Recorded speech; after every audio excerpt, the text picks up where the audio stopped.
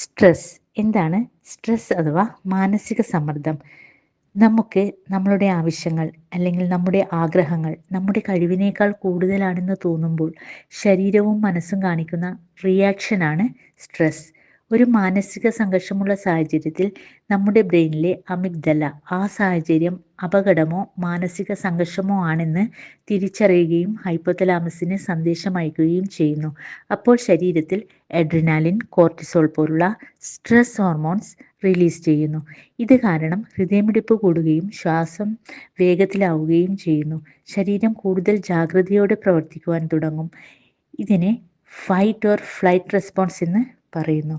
ഉദാഹരണത്തിന് പരീക്ഷ, ജോലി സമ്മർദ്ദം, സാമ്പത്തിക പ്രശ്നങ്ങൾ, റിലേഷൻഷിപ്പ് ഇഷ്യൂസ് ഇവയൊക്കെ സ്ട്രെസ് ഉണ്ടാകാൻ കാരണമാകും.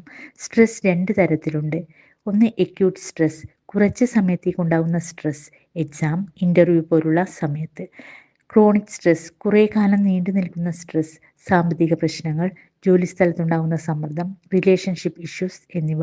സ്ട്രെസ് കൂടുമ്പോൾ ആങ്സൈറ്റി, ഡിപ്രഷൻ, ഉറക്ക പ്രശ്നങ്ങൾ, തലവേദന, ഹൃദയ സംബന്ധമായ പ്രശ്നങ്ങൾ, രോഗപ്രതിരോധ ശക്തി കുറയുക, മസിൽ പെയിൻ, സ്കിൻ പ്രോബ്ലം എന്നിവ ഉണ്ടാകാം.